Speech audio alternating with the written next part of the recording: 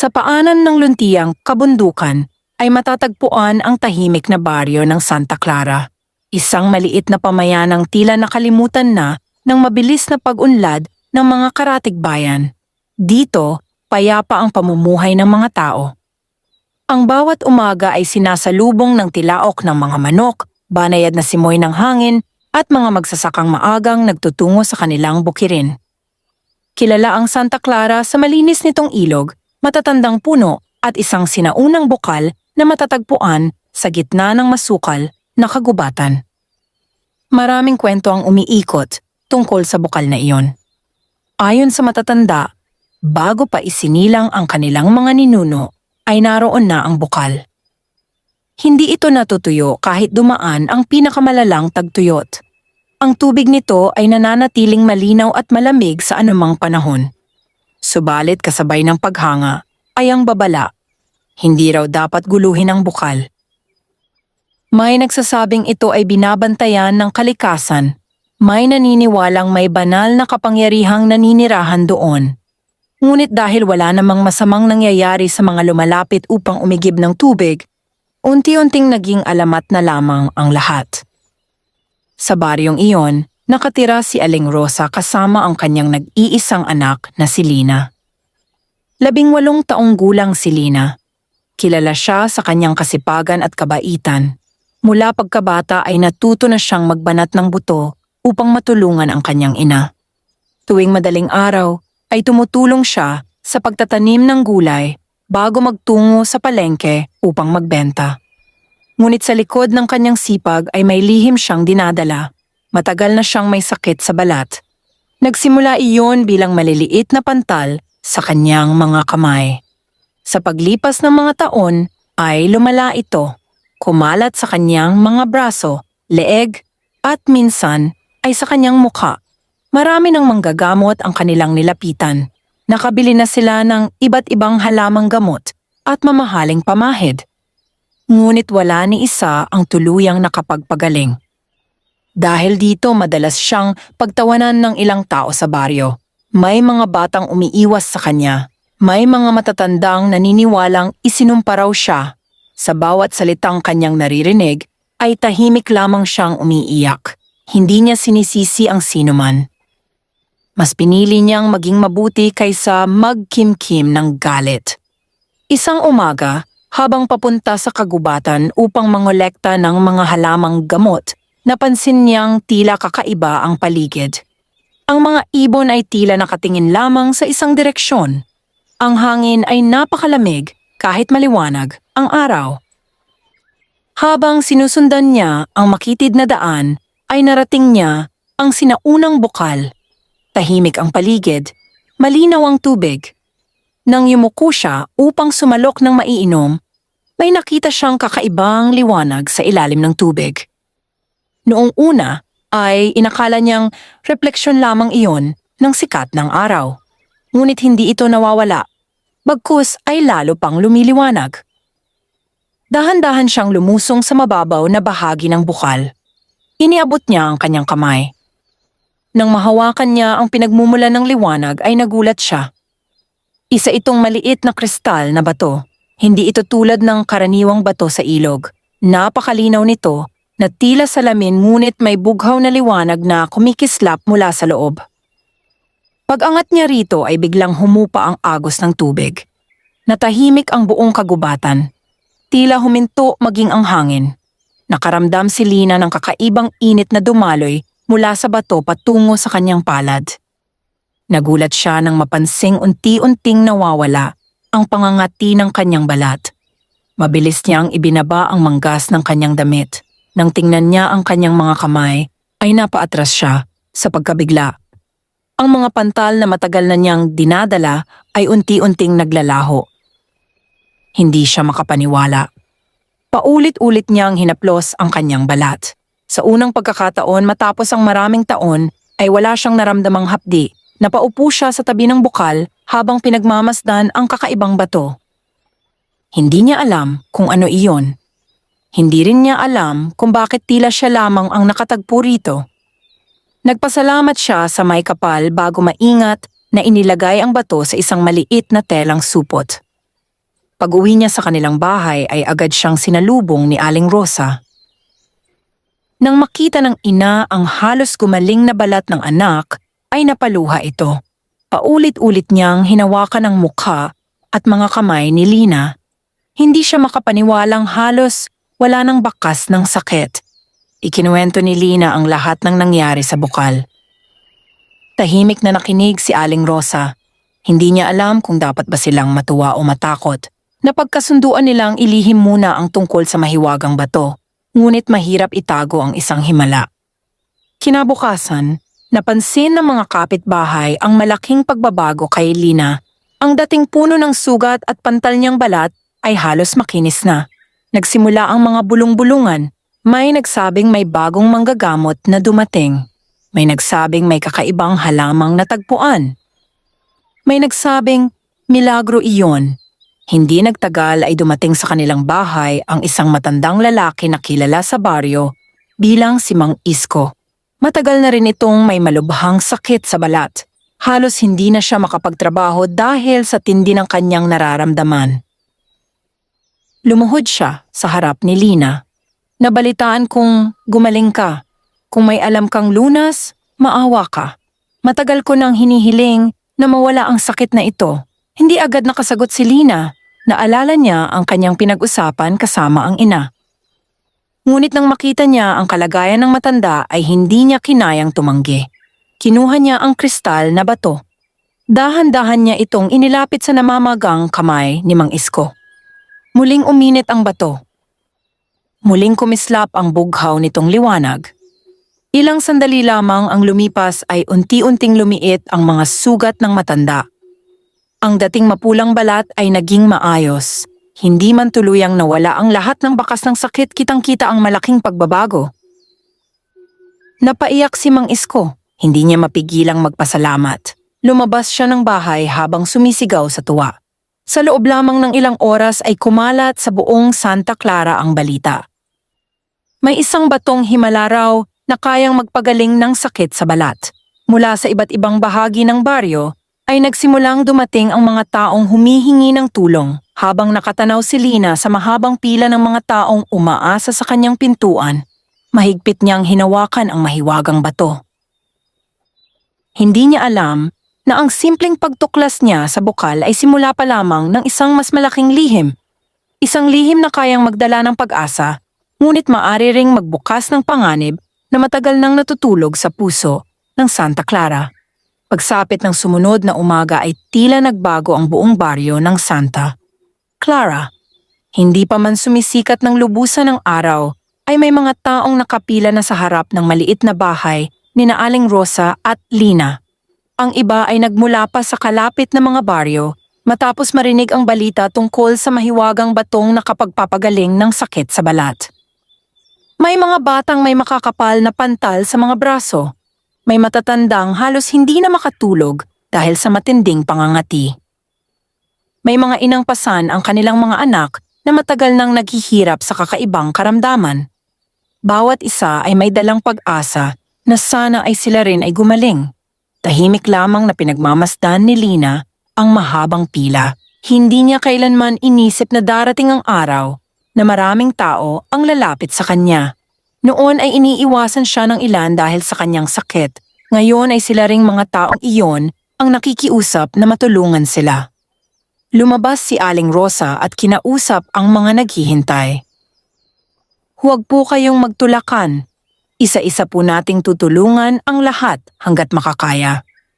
Tumango ang mga tao. Walang nagreklamo. Alam nilang hindi karaniwang bagay ang kanilang hinihintay. Isa-isang pinapasok ni Lina ang mga may sakit. Sa bawat paglapit ng kristal na bato sa kanilang mga sugat ay muli itong nagliliwanag.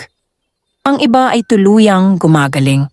Ang iba na may unti-unting bumubuti ang kalagayan at kailangan pang bumalik makalipas ang ilang araw.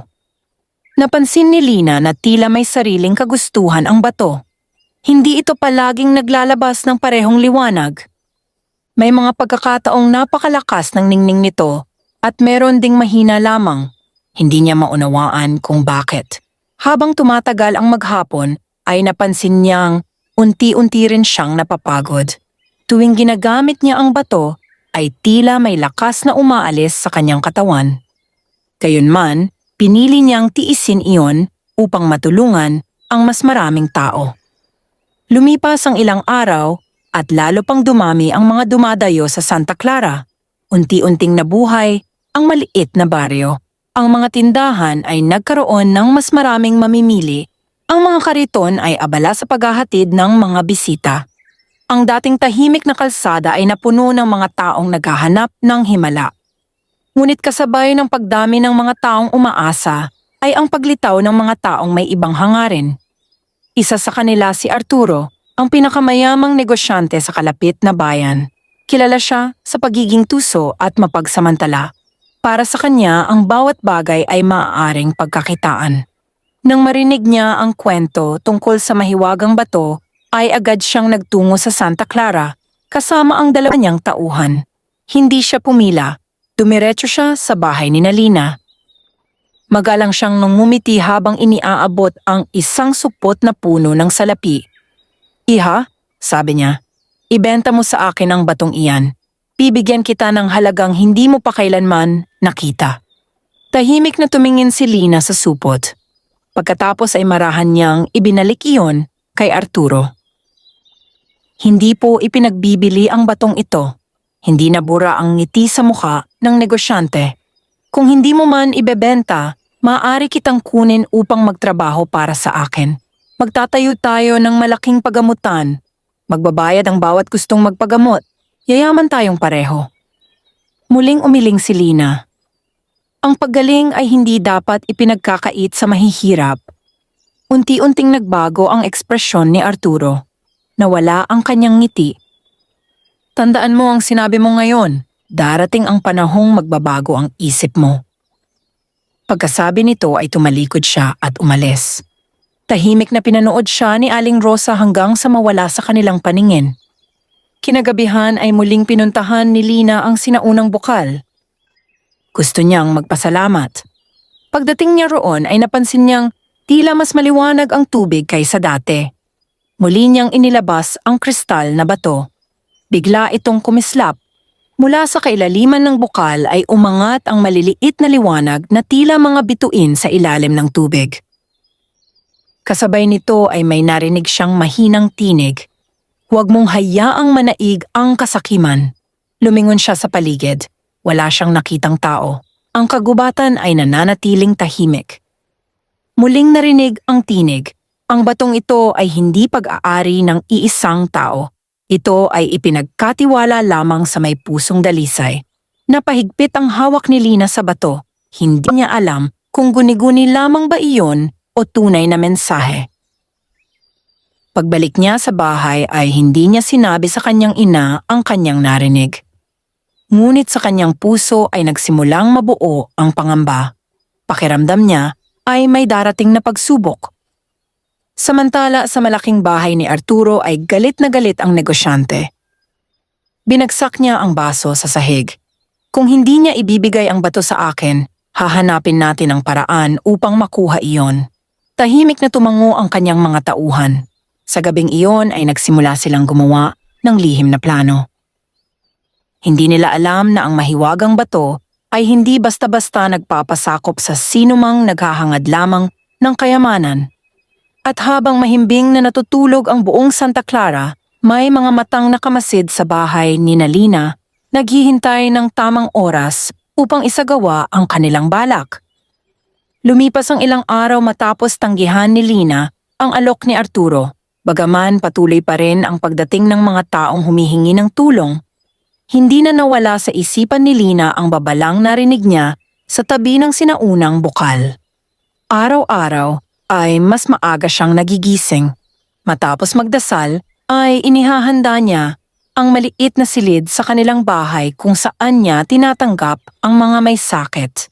Hindi siya humihingi ng kapalit sa sinuman. Kung may nagiiwan ng kaunting gulay, prutas o bigas bilang pasasalamat, tinatanggap niya iyon ng may pagpapakumbaba. Ngunit kung walang maibigay ang isang tao, ngumingiti lamang siya at sinasabing sapat na ang makita silang gumagaling.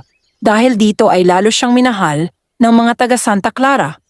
May mga kabataang voluntaryong tumutulong sa pagpapanatili ng kaayusan sa pila.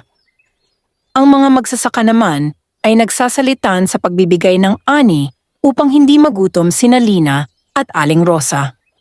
Ang dating tahimik na baryo ay naging tahanan ng pagtutulungan at pagkakaisa. Ngunit hindi lahat ay natutuwa sa nangyayari. Sa malaking bahay ni Arturo ay araw-araw na pinag-uusapan ang mahiwagang bato. Hindi siya mapakali. Habang dumarami ang mga taong gumagaling, lalo niyang iniisip ang napakalaking kayamanang maaari niyang makuha kung mapapasa kamay niya ang kristal. Isang gabi ay ipinatawag niya ang dalawa niyang pinagkakatiwalaang tauhan. "Nalaman ba ninyo kung saan itinatago ang bato?" tanong niya. "Hindi pa po," sagot ng isa. "Palaging nasa tabi ni Lina ang supot na pinaglalagyan nito." Napabuntong hininga si Arturo. Hindi sapat ang pagmamatyag. Kailangan nating malaman ang bawat kilos niya. Mula noon ay lihim na sinusundan ng mga tauhan ni Arturo si Lina. Tuwing pupunta ito sa bukal, ay nagkukubli sila sa likod ng mga puno. Tuwing uuwi naman siya ay palihim nila itong binabantayan. Ngunit may isang bagay silang napansin. Tuwing lumalapit si Lina sa sinaunang bukal, tila nagiging mas maliwanag ang buong paligid. Ang mga ibon ay dumadapo sa mga sanga sa itaas niya. Ang tubig ay kumikislap na tila may mga mumunting bituin sa ilalim nito. Hindi nila maipaliwanag ang kanilang nakikita. Isang hapon ay dumating sa bahay ni Nalina ang isang batang babae na ang pangalan ay Mila. 10 taong gulang pa lamang ito at halos hindi na makalakad dahil sa matinding sakit sa balat na bumalot sa kanyang mga paa. Kasama niya ang kanyang lola. Humarap ang matanda kay Lina na may luha sa mga mata. "Anak, ikaw na ang huli naming pag-asa. Halos lahat na ng aming naipon ay naubos sa pagpapagamot." Marahang ngumiti si Lina. "Huwag po kayong mag-alala. Gagawin ko ang aking makakaya." Maingat niyang inilapit ang kristal sa mga sugat ni Mila. Nagningning ang bato ng higit kaysa dati. Unti-unting naglaho ang mga sugat sa mga paa ng bata. Nawala ang pamamaga at pamumula.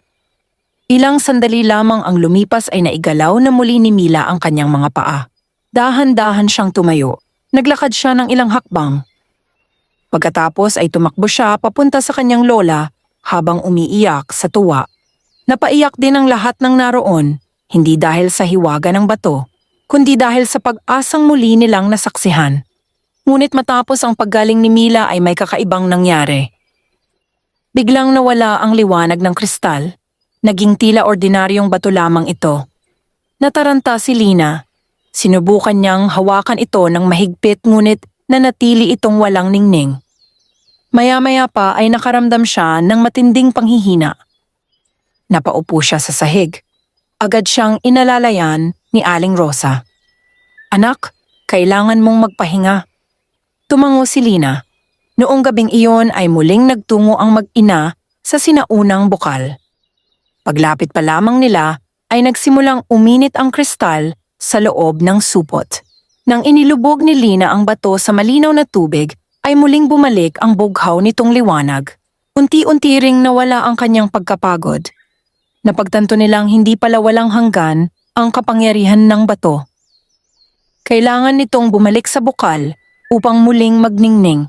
Mula sa malayo ay lihim itong nasaksihan ng isa sa mga tauhan ni Arturo. Hindi siya gumawa ng ingay. Tahimik siyang tumakbo pabalik sa kanilang amo.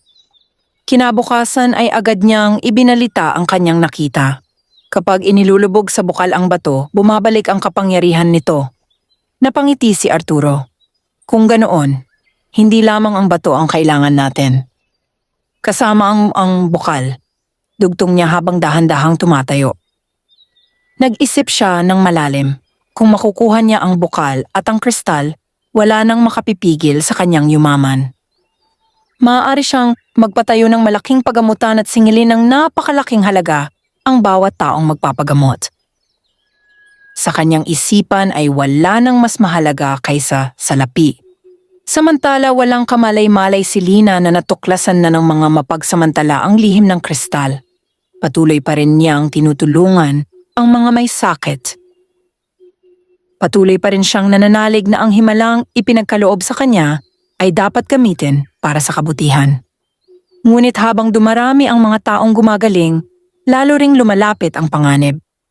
Sa kailaliman ng kagubatan, sa tabi ng sinaunang bukal, isang malamig na hangin ang muling dumaan sa pagitan ng matatandang puno. Tila may isang sinaunang lihim na unti-unti nang nagigising.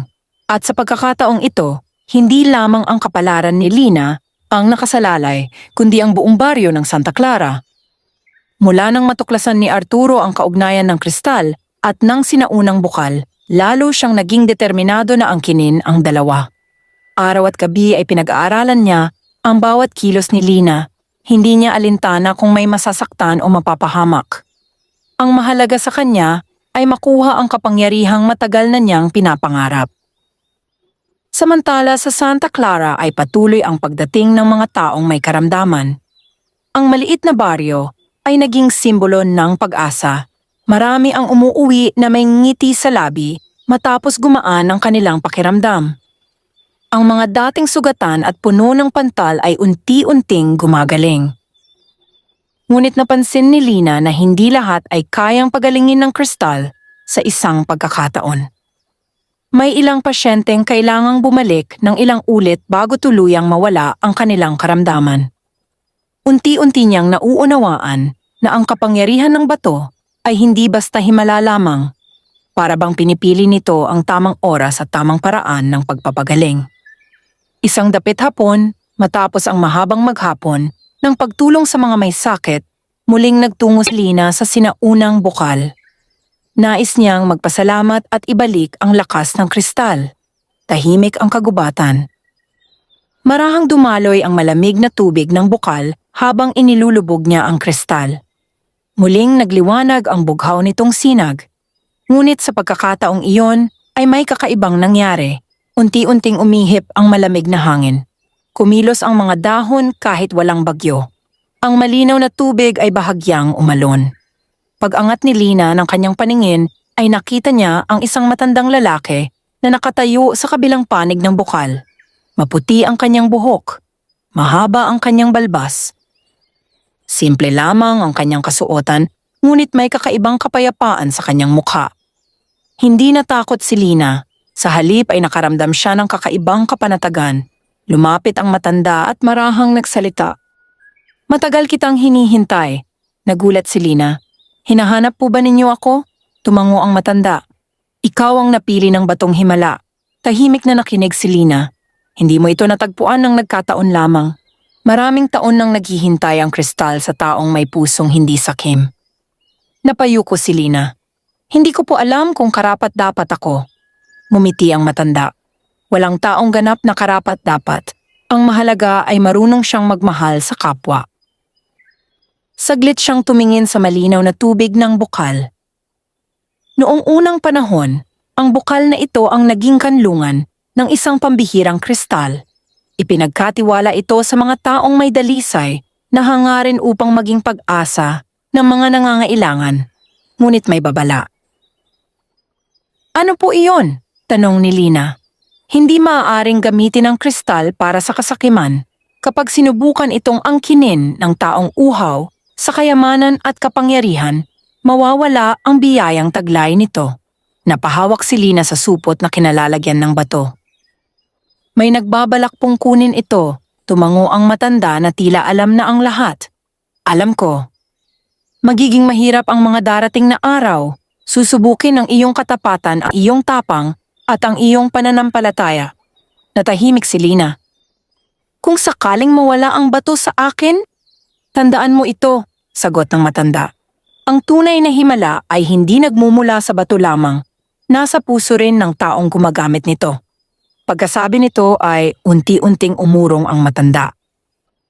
Kasabay ng pagdampi ng hangin ay tila naglaho siya sa pagitan ng matatandang puno. Napalingon si Lina sa paligid. Wala na ang matanda. Tanging ang malinaw na bukal at ang mahinang agos ng tubig ang kanyang nakita. Hindi niya alam kung tao ba talaga ang kanyang nakausap o isang tagapagbantay ng sinaunang bukal. Pag-uwi niya ay ikinuwento niya ang lahat kay Aling Rosa. Tahimik na nakinig ang kanyang ina. "Anak," sabi nito, "anumang mangyari huwag mong pababayaan ang bato. Ngunit higit sa lahat, huwag mong pababayaan ang kabutihan ng iyong puso." Tumango si Lina. Samantala sa malaking bahay ni Arturo ay nakumpleto na ang kanyang plano. Tinipon niya ang ilan pang kalalakihang handang gumawa ng anumang kapalit ng salapi. "Hindi na tayo maghihintay," wika niya. "Sa susunod na gabi kukunin natin ang kristal." Tahimik na tumango ang mga lalaki. Hindi nila alam na ang kapangyarihang kanilang ninanais ay hindi basta maaaring nakawin. At habang lumulubog ang araw sa Santa Clara, isang bagong pagsubok ang dahan-dahang lumalapit. Isang pagsubok na maaaring magbago sa kapalaran ng buong baryo at sa lihim na matagal nang binabantayan ng sinaunang bukal. Tahimik na bumalot ang gabi sa Santa Clara. Isa-isang namatay ang mga ilaw sa mga bahay habang ang malamig na simoy ng hangin ay dumaraan sa mga puno. Pagod ang mga tao matapos ang maghapong gawain at unti-unti silang nahimbing sa pagtulog. Sa bahay ni Nalina, maaga ring nagpahinga sina Aling Rosa at ang kanyang anak. Matapos ang buong araw na pagtulong sa mga may sakit, dama ni Lina ang pagod sa kanyang katawan. Bago siya pumikit ay inilagay niya ang kristal na bato sa maliit na kahungyari sa kahoy at maingat itong itinabi sa kanyang higaan. Hindi niya alam na sa labas ng kanilang bahay ay may mga matang nagmamasid. Sa lilim ng mga puno ay nakatayo si Arturo kasama ang 4 niyang tauhan. Lahat sila ay nakasuot ng maitim na kasuotan upang hindi mapansin sa dilim. Tahimik silang naghintay.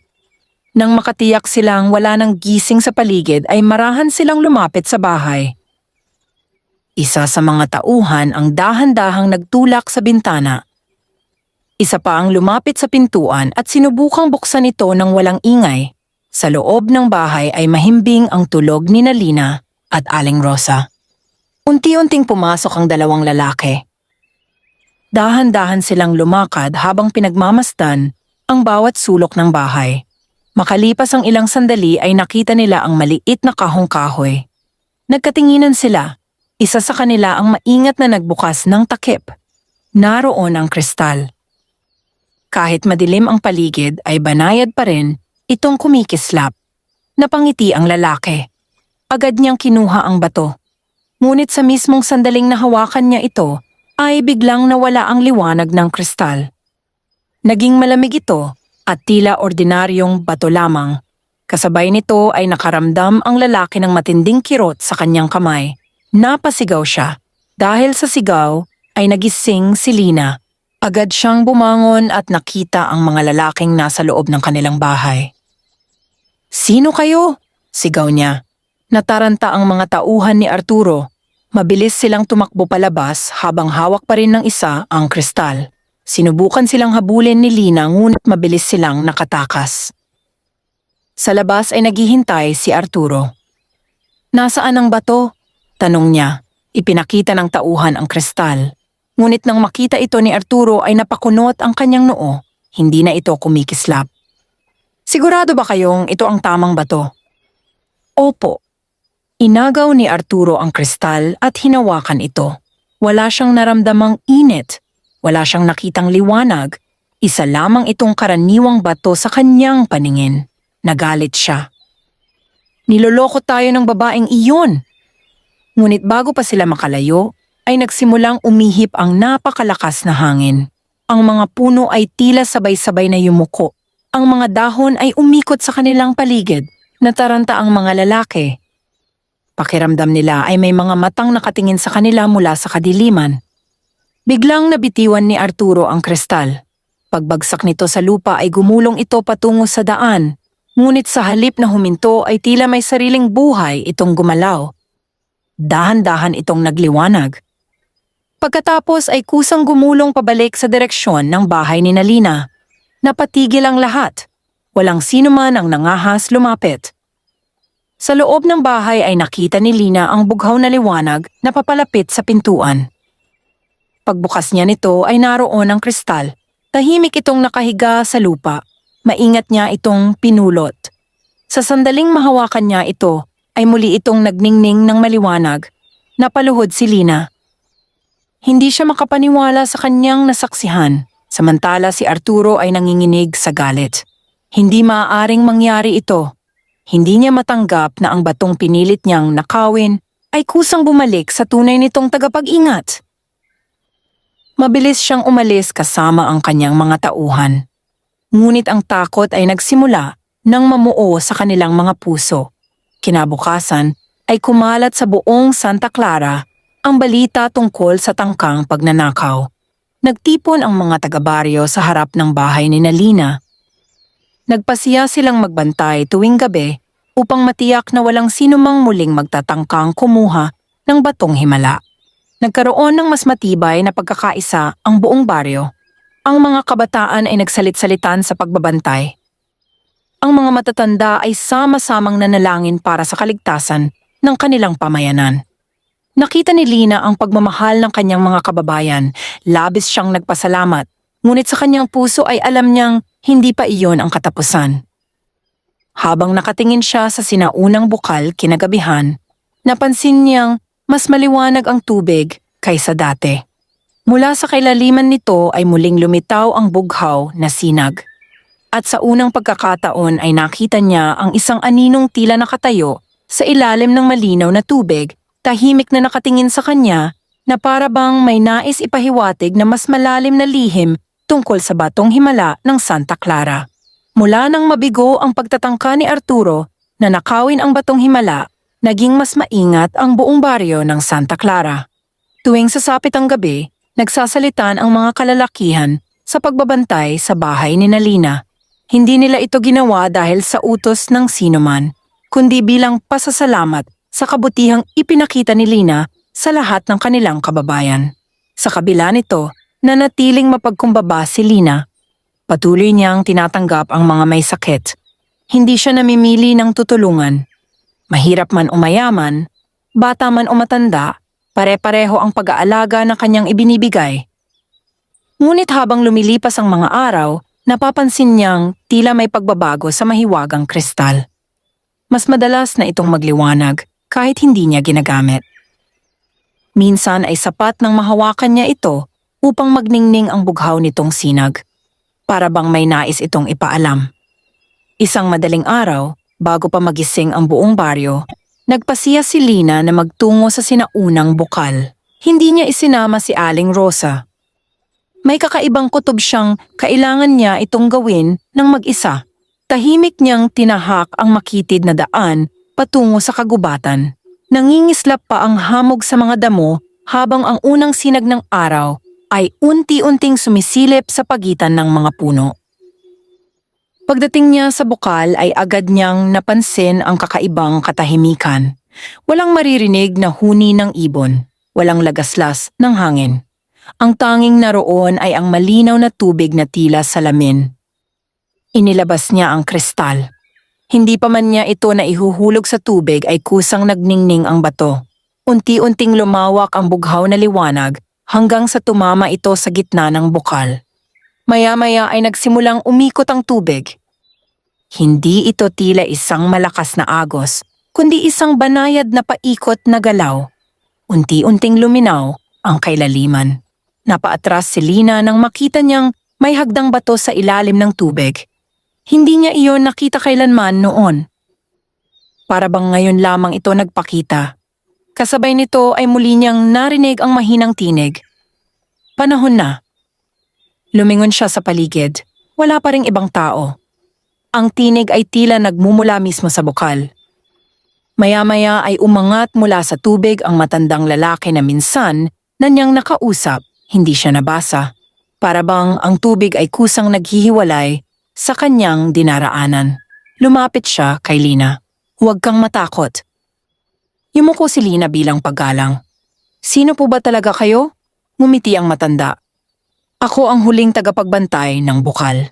Nang maraming taon ay naghintay ako sa taong karapat-dapat magmana ng tungkulin. Tungkulin, tumango ang matanda. Ang kristal ay hindi lamang ginagamit upang magpagaling. Ito rin ang susi sa pagprotekta sa bukal. Napakunot ang noo ni Lina. Hindi ko po nauunawaan. Dahil ang bukal na ito ang pinagmumulan ng kapangyarihan ng kristal. Kapag ito ay nasira o nadungisan ng kasakiman, mawawala ang kakayahan ng bato na magpagaling. Napayuko si Lina.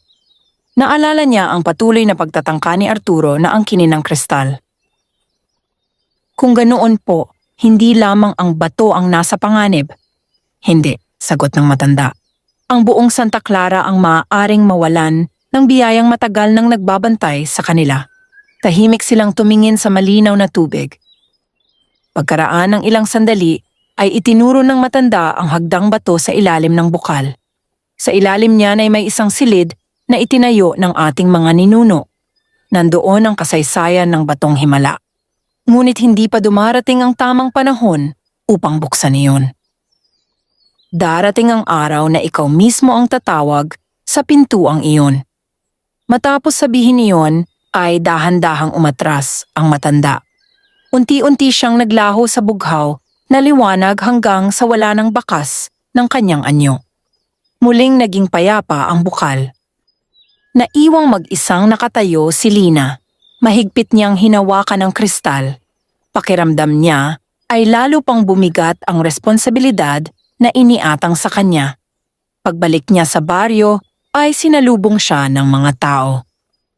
May isang mag-asawang dumating mula sa malayong bayan kasama ang kanilang anak na matagal nang may malubhang sakit sa balat. Hindi na nag-atubili si Lina. Ginamit niya ang kristal. Muling nagliwanag ang bughaw nitong sinag. Makalipas ang ilang sandali ay nagsimulang gumaling ang bata. Napaiyak sa tuwa ang kanyang mga magulang. Lumuhod sila sa harap ni Lina bilang pasasalamat. Agad silang pinatayo ni Lina. Huwag po sa akin, magpasalamat tayo sa biyayang ipinagkaloob upang makatulong sa ating kapwa. Maraming nakarinig sa kanyang sinabi. Mas lalo siyang hinangaan ng mga tao. Ngunit sa kabilang bayan ay hindi mapakali si Arturo. Narinig niyang muli ang balita tungkol sa panibagong himala. Lalo siyang nagnunggit-ngit. Kung hindi ko makuha ang kristal, bulong niya sa sarili, sisirain ko ang bukal. Natahimik ang silid, maging ang kanyang mga tauhan ay nagulat sa kanyang sinabi. Ngunit wala nang makapipigil sa kanyang kasakiman. Hindi niya alam na ang balak niyang iyon ang magbubukas sa pinakamabigat na pagsubok na haharapin ni Lina at ng buong Santa Clara. Hindi nagtagal matapos mabuo ang masamang balak ni Arturo ay nagsimula siyang maghanda. Nag-ipon siya ng mga tauhang handang sumunod sa kanyang utos kapalit ng malaking salapi. Hindi niya sinabi sa kanila ang tunay niyang pakay. Ang alam lamang nila ay may isang bukal sa Santa Clara na dapat nilang angkinin. Samantala, sa baryo ay naging maayos ang takbo ng buhay.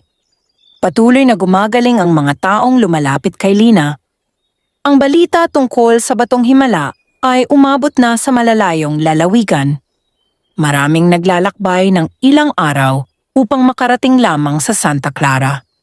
Ngunit sa kabila ng saya ng mga tao, nananatiling mabigat ang damdamin ni Lina. Hindi mawala sa kanyang isipan ang sinabi ng matandang tagapagbantay. Alam niyang darating ang panahong susubukin ang kanyang katatagan. Isang umaga ay nagtipon ang mga matatanda ng baryo sa ilalim ng malaking punong balete. Isa-isa nilang ibinahagi ang kanilang pangamba. Habang dumarami ang mga nakaaalam sa himala ng bukal, lalo rin tayong nalalagay sa panganib, wika ni Mang Isko. Tumango ang iba. Hindi lahat ng tao ay mabuti ang hangarin. Tahimik na nakinig si Lina. Kung kinakailangan, sabi niya, handa akong isuko ang bato kung iyon ang magliligtas sa baryo. Agad na umiling si Mang Iisko. Hindi ang bato ang nais naming ipaglaban, kundi ang kabutihang ipinakita mo sa aming lahat. Napayuko si Lina. Hindi siya sanay makarinig ng papuri. Para sa kanya, ginagawa lamang niya ang nararapat. Pagsapit ng gabi ay muling nagtungo si Arturo sa Santa Clara. Ngunit hindi tulad ng dati. Ngayon ay kasama niya ang maraming tauhan na may dalang mga pala, piko, lubid at iba pang kagamitan. Hindi nila balak magnakaw lamang. Balak nilang hukayin ang paligid ng sinaunang bukal upang maangkin ito. Tahimik silang pumasok sa kagubatan. Hindi nila alam na may ilang kabataang taga Santa Clara ang nagbabantay sa lugar. Nakita ng mga binata ang grupo ni Arturo. Mabilis silang tumakbo pabalik sa baryo upang ipaalam ang nangyayari. Ilang sandali lamang ay nagtipon ang mga taga Santa Clara. May dala silang mga sulo at lumakad patungo sa kagubatan. Nang marating nila ang bukal ay nadatnan nilang naghuhukay na ang mga tauhan ni Arturo. "Tumigil kayo," sigaw ni Mang Isko. Napalingon ang mga lalaki, lumabas si Arturo mula sa likuran. "Ang bukal na ito ay hindi lamang para sa inyo," malamig niyang sabi. "Mas marami akong matutulungan kung ako ang mamamahala rito," sumagot si Lina. "Ang pagtulong ay hindi nasusukat sa dami ng salaping kikitain." Napangisi si Arturo. "Salapi ang nagpapaikot sa mundo." "Hindi," sagot ni Lina. "Ang kabutihan ang nagpapatuloy sa buhay ng tao." Nagkatinginan ang dalawang panig. Walang gustong umatras. Ilang tauhan ni Arturo ang muling nagsimulang maghukay. Ngunit nang tumama ang kanilang mga pala sa lupa sa paligid ng bukal, ay biglang yumanig ang buong paligid. Huminto silang lahat. Ang malinaw na tubig ay nagsimulang kumislap. Lumakas ang bughaw nitong liwanag. Unti-unting lumitaw ang mga sinaunang ukit sa mga batong nakapaligid sa bukal. Hindi pa ito nakita ni Numan noon, maging ang matatandang taga-baryo ay namangha. Biglang uminit ang kristal na hawak ni Lina. Napilitan siyang ilabas ito. Sa sandaling nakita ito ng lahat, ay isang bughaw na sinag ang umakyat patungo sa langit. Napaatras ang mga tauhan ni Arturo. Nanginig ang kanilang mga kamay, hindi sila makagalaw. Samantala, ang tubig ng bukal ay tila bumubuo ng isang maliwanag na pader sa paligid nito. Hindi ito maaaring tawirin. Sinubukan ni Arturo na lumapit, ngunit sa bawat hakbang niya ay tila may hindi nakikitang puwersang nagtutulak sa kanya pabalik. Galit na galit siyang sumigaw. "Hindi ninyo ako mapipigilan!" Ngunit sa mismong sandaling iyon ay muling lumitaw ang matandang tagapagbantay. Nakatayo siya sa kabilang panig ng bukal, tahimik ang kanyang muka. Ngunit matatag ang kanyang tinig, ang bukal ay hindi pag-aari ng sinumang sakim. Nagulat ang lahat, maging ang mga tauhan ni Arturo ay napaatras. "Sino ka?" nanginginig na tanong ni Arturo. "Ako ang tagapagbantay ng biyayang ipinagkatiwala sa bayang ito. Tandaan mo, ang kapangyarihang ginagamit para sa pansariling kapakinabangan ay nauuwi sa kapahamakan." Hindi pinakinggan ni Arturo ang babala. Sa halip ay pinulot niya ang isang pala at buong lakas na inihampas ito sa maliwanag na pader ng tubig. Ngunit bago pa man tumama ang pala ay nabitawan niya ito.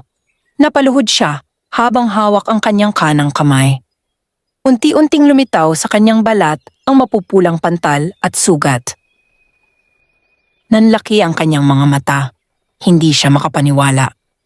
Sa unang pagkakataon sa kanyang buhay ay siya mismo ang tinamaan ng sakit sa balat na matagal niyang binaliwala sa iba. Nataranta ang kanyang mga tauhan. Agad nila siyang inalalayan. Ngunit hindi na nila ipinagpatuloy ang paghuhukay. Isa-isa silang umatras palayo sa bukal. Tahimik lamang silang umalis, dala ang kanilang takot at pagkalito. Naiwan sa tabi ng bukal ang mga taga-Santa Clara. Habang unti-unting nawawala ang bughaw na liwanag, tumingin ang matandang tagapagbantay kay Lina. Malapit na ang huling pagsubok. Pagkasabi nito ay muli siyang naglaho na tila hamog sa umaga. Naiwang tahimik ang buong kagubatan.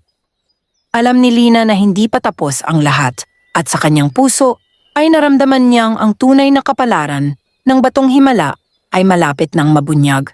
Pagkatapos ng nangyari sa tabi ng sinaunang bukal, ilang araw na hindi nagpakita si Arturo. Kumalat sa mga karatig bayan ang balitang bigla siyang nagkaroon ng malubhang sakit sa balat. Ang dating makinis niyang mga kamay ay napuno ng mapupulang sugat na unti-unting kumalat sa kanyang mga braso at leeg. Marami ang nagsabing iyon ay bunga ng kanyang kasakiman. Ngunit si Lina ay hindi nagalak sa nangyari. Sa halip ay nalungkot siya. Alam niyang walang sinuman ang dapat magdusa kahit pa ang taong nagtangkang gumawa ng masama. Patuloy niyang ginampanan ang kanyang tungkulin. Araw-araw ay may mga taong dumadating sa Santa Clara. Patuloy rin niyang ginagamit ang batong himala upang pagalingin ang mga may sakit. Ngunit napansin niyang unti-unting nagbabago ang kristal. Hindi na lamang ito nagliliwanag kapag ginagamit sa pagpapagaling. Maging sa tuwing may taong lumalapit na may mabuting hangarin, ay marahan itong kumikislap. At kapag may taong puno ng galit o kasakiman, nananatili itong tahimik at walang ningning. Unti-unti niyang naunawaan na hindi lamang sakit sa balat ang nakikita ng bato. Para bang nababasa rin nito ang laman ng puso ng tao. Isang madaling araw ay muli siyang tinawag ng kakaibang liwanag mula sa bukal. Tahimik siyang nagtungo sa kagubatan. Pagdating niya roon ay nakita niyang muli ang hagdang batong unang nagpakita sa ilalim ng malinaw na tubig. Ngunit ngayon ay hindi na ito nakalubog. Unti-unti itong umahon hanggang sa maging daan patungo sa kailaliman. Lumapit ang matandang tagapagbantay. Panahon na, hindi na nagtanong si Lina. Tahimik siyang sumunod. Sa bawat hakbang pababa ay hindi siya nababasa. Ang tubig ay tila nahahati upang bigyang daan ang kanilang paglalakad. Nang marating nila ang pinakailalim, ay bumungad sa kanya ang isang sinaunang silid na yari sa bato. Sa gitna nito ay may bilog na pedestal na may mga ukit ng mga dahon, ilog, bundok at mga taong magkakahawak kamay. Sa itaas ng pedestal ay may isang bakanting lalagyan na kasya lamang ang batong himala. Lumapit ang matanda. Dito nagsimula ang lahat. Tahimik na nakinig si Lina. Maraming salinlahi na ang lumipas mula ng ipagkatiwala ang kristal sa mga tagapagbantay. Ang bawat tagapagbantay ay may iisang tungkulin. Panatilihing buhay ang pag-asa. Napatingin si Lina sa kristal. Darating ba ang panahong mawawala ang kapangyarihan nito? Tumango ang matanda. Oo. Kapag dumating ang araw na ang mga tao ay natutong magmahal at magtulungan ng hindi umaasa sa himala, kusa nang magpapahinga ang bato. Napaisip si Lina. Hindi pala habang buhay ang tungkulin ko. Walang tungkuling walang katapusan, sagot ng matanda. Ngunit ang kabutihang naibahagi mo ay mananatili sa puso ng mga taong iyong natulungan. Maya-maya ay inilagay ni Lina ang kristal sa ibabaw ng pedestal. Biglang nagliwanag ang buong silid. Lumitaw sa mga dingding ang mga larawan ng mga naunang tagapagbantay. May matatanda, may kabataan, may babae, may lalaki. Lahat sila ay may iisang katangian, mapagkumbaba, mapagmahal, at handang magsakripisyo para sa kapwa. Unti-unting bumalik ang kristal sa kamay ni Lina. Kasabay nito ay naramdaman niyang tila mas lumakas ang kanyang pananampalataya. Paglabas nila mula sa ilalim ng bukal ay nagulat siya sa kanyang nakita. Nadoon naon si Arturo. Mag-isa. Wala siyang kasamang tauhan. Halos hindi na siya makalakad dahil sa tindi ng kanyang karamdaman. Pagkakita kay Lina ay lumuhod siya. Hindi na siya ang dating mayabang na negosyante. Puno ng luha ang kanyang mga mata. Patawarin mo ako. Tahimik na nakinig si Lina. Nasilaw ako sa kayamanan. Akala ko mabibili ko ang lahat. Ngayon ay nauunawaan kong mali ang ginawa ko. Matagal na hindi nagsalita si Lina. Pinagmasdan niya ang sugat sa katawan ni Arturo. Naalala niya ang lahat ng paghihirap na idinulot nito sa kanilang baryo. Ngunit naalala rin niya ang sinabi ng matandang tagapagbantay. Ang batong himala ay ibinigay upang magpagaling, hindi upang maghiganti. Marahan niyang inilapit ang kristal sa mga kamay ni Arturo. Unti-unti itong nagliwanag, ngunit hindi kasing liwanag ng dati. Mabagal ang paggaling ng kanyang mga sugat. Hindi ito tuluyang nawala. Tumingin ang matandang tagapagbantay kay Arturo. Ang sugat sa katawan ay madaling pagalingin. Ngunit ang sugat na iniwan ng kasakiman ay nangangailangan ng panahon, pagsisisi at mabubuting gawa. Tumango si Arturo habang umiiyak. Sa unang pagkakataon ay tunay niyang naunawaan ang halaga ng kabutihan. Habang papalubog ang araw sa Santa Clara, naramdaman ni Lina na papalapit na ang wakas ng kanyang paglalakbay bilang tagapag-ingat ng Batong Himala. Ngunit alam niyang may isa pang huling pagsubok na naghihintay, isang pagsubok na magpapasya sa kinabukasan ng kristal, ng sinaunang bukal at ng buong bayan ng Santa Clara. Matapos ang taos-pusong paghingi ng tawad ni Arturo, unti-unting nagbago ang kanyang buhay. Hindi na siya bumalik sa dati niyang marangyang pamumuhay. Sa halip araw-araw siyang nagtutungo sa Santa Clara upang tumulong sa mga gawaing kailangan sa baryo. Nag-aayos siya ng mga daan, tumutulong siyang magbuhat ng mga ani ng mga magsasaka. Nagbibigay siya ng pagkain sa mga mahihirap nang walang hinihinging kapalit. Marami pa rin ang nagdududa sa kanyang pagbabago, ngunit hindi siya sumagot sa kanilang mga pagdududa. Pinili niyang patunayan ang kanyang pagsisisi sa pamamagitan ng kanyang mga gawa. Samantala, si Lina ay patuloy pa ring tumutulong sa mga may sakit. Gayunman, napansin niyang mas mabilis nang nanghihina ang Batong Himala matapos gamitin sa pagpapagaling. Mas madalas na rin siyang bumalik sa sinaunang bukal upang maibalik ang liwanag nito. Isang umaga ay muling nagpakita ang matandang tagapagbantay. Malungkot ang kanyang mukha. Lina, mahinahon niyang wika. Dumating na ang panahong matagal ko nang hinihintay. Napatingin si Lina sa kanya. Ano po ang ibig ninyong sabihin?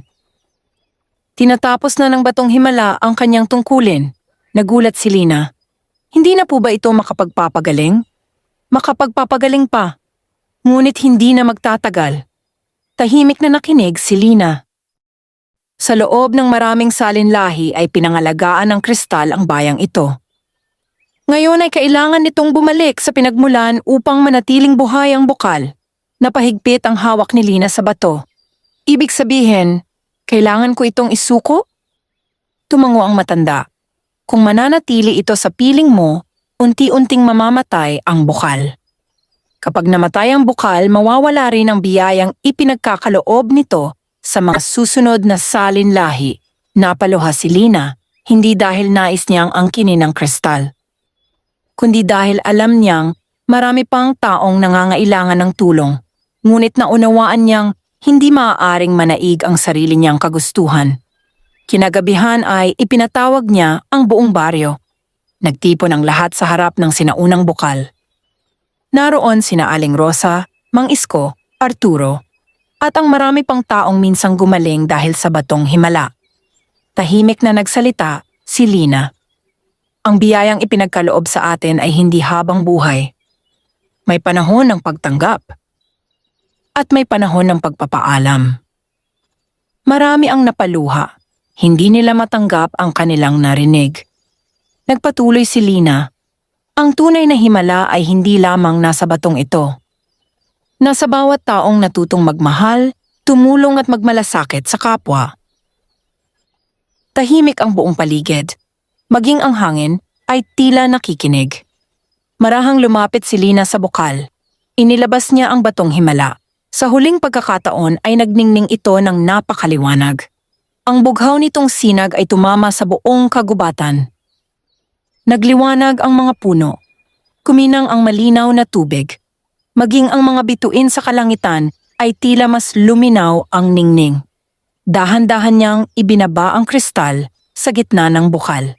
Pagdampi nito sa tubig ay hindi ito lumubog agad. Sa halip ay lumutang ito habang napapalibutan ng bughaw na liwanag. Unti-unti itong bumaba hanggang sa tuluyang mawala sa kailaliman. Kasabay nito ay isang banayad na liwanag ang kumalat sa buong paligid. Naramdaman ng lahat ang kakaibang init at kapayapaan.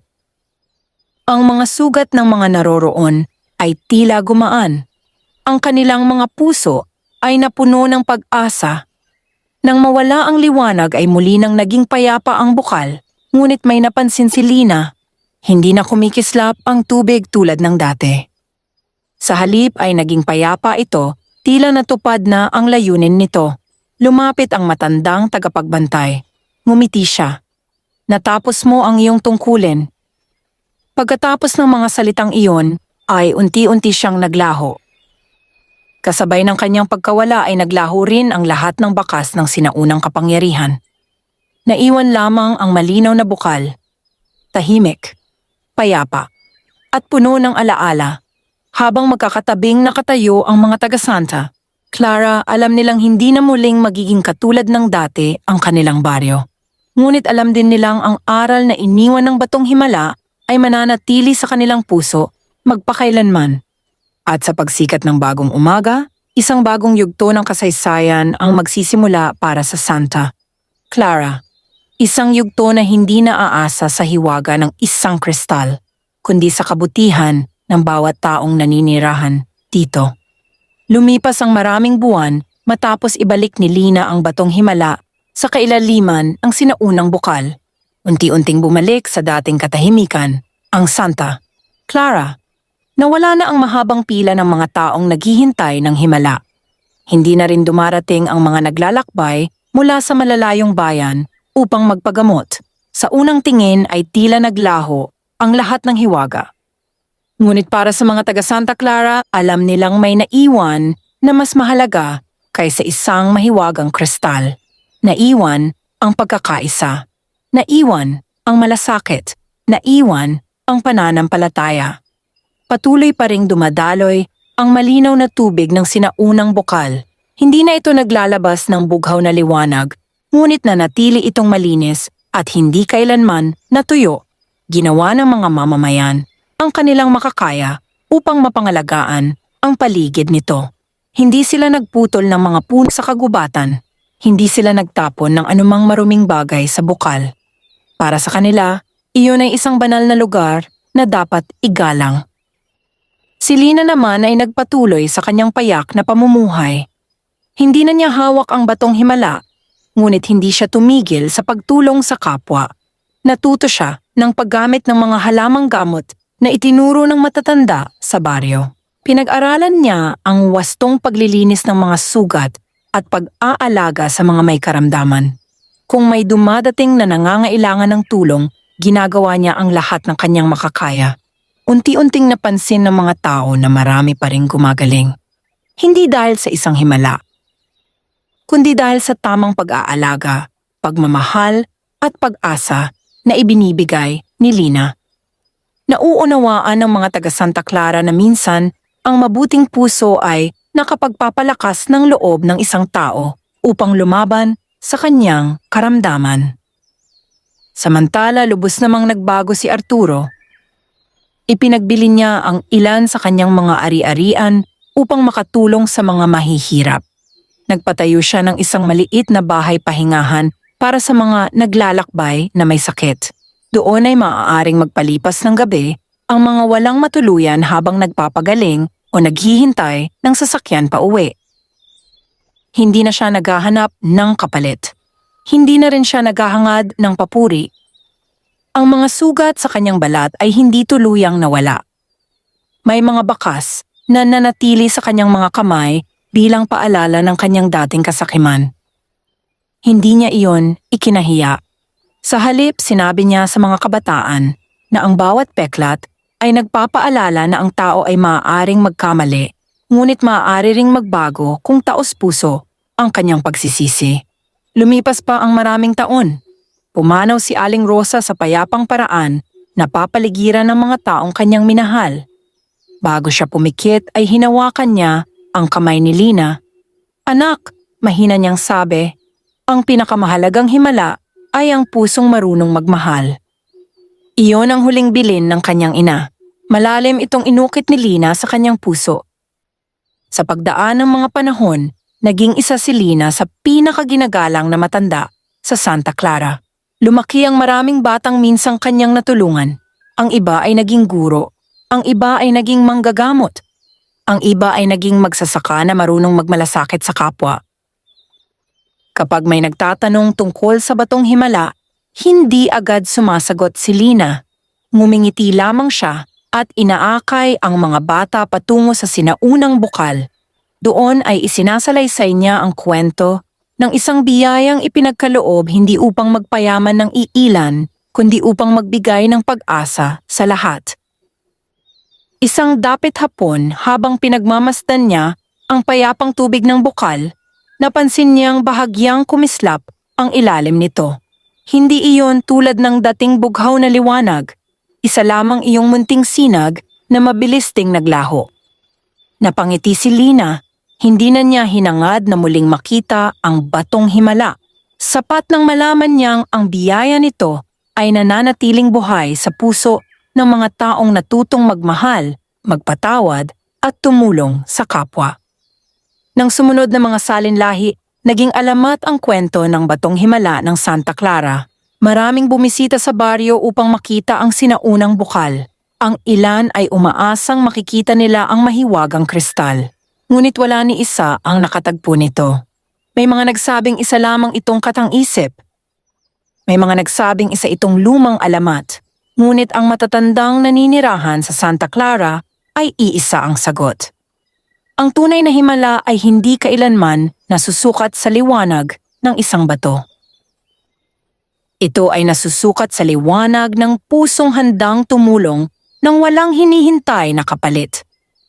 At sa bawat pagsikat ng araw, habang patuloy na umaagos ang malinaw na tubig ng sinaunang bukal, nananatiling buhay ang alaala ng batong himala, hindi bilang isang kayamanang dapat angkinin, kundi bilang isang paalala na ang kabutihan at pagmamahal at pananampalataya ang pinakadakilang himalang maipapamana ng isang tao sa kanyang kapwa. Wakas.